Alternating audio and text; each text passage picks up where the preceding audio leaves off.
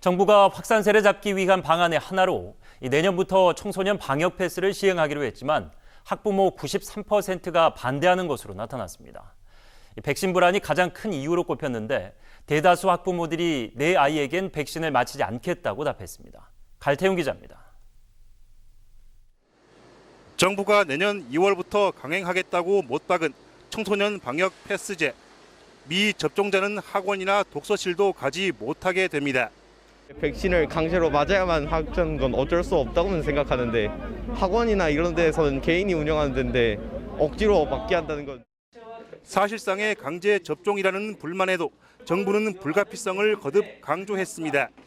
청소년의 경우 특히 집단적으로 모이고 있는 곳들이 그만큼 위험성이 크기 때문에 이들에 있어서의 보호 목적을 위해서 하지만 반발은 전국적으로 확산되고 있습니다. 한 시민단체가 전국 초중고 학부모 18,000여 명을 설문조사한 결과 93%가 반대했습니다. 찬성 의견은 5.6%, 1,000여 명에 불과했습니다. 백신 접종과 관련된 불안감이 압도적으로 많았습니다. 무려 73%가 백신 안전성을 믿을 수 없다며 우려를 표명했습니다. 부작용에 대한 정부 대책이 미흡하다는 15%까지 더하면 90%에 육박합니다. 일관성 없는 방역 정책을 꼬집는 목소리도 6%였습니다. 그 백신에 대한 불안함 이런 것도 있기 때문에 방역이 중요하지만 그 방역의 당사자인 국민들의 의견도 충분히 저는 수렴을 해야 된다고 생각합니다. 학부모 10명 중 9명은 내 자녀에게 백신을 맞히지 않겠다며 극도의 불신을 나타냈습니다. OBS 뉴스 갈태웅입니다. 이처럼 청소년 방역 패스 도입에 학부모들의 반대 여론이 높지만 정부는 방역 패스를 그대로 밀고 가겠다는 방침을 고수하고 있습니다. 문재인 대통령도 백신이 가장 효과적인 방역 수단이라며 청소년 백신 접종을 우회적으로 독려했습니다. 이어서 김용재 기자입니다. 문재인 대통령은 최근 강화된 방역 조치와 관련해 국민께 이해를 구한다고 밝혔습니다.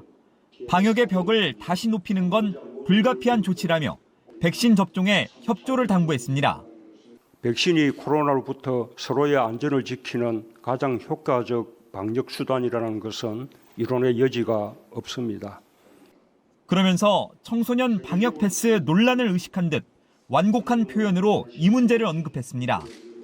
최근 청소년 접종의 속도가 나고 있고 3차 접종도 본격화되고 있어 다행입니다.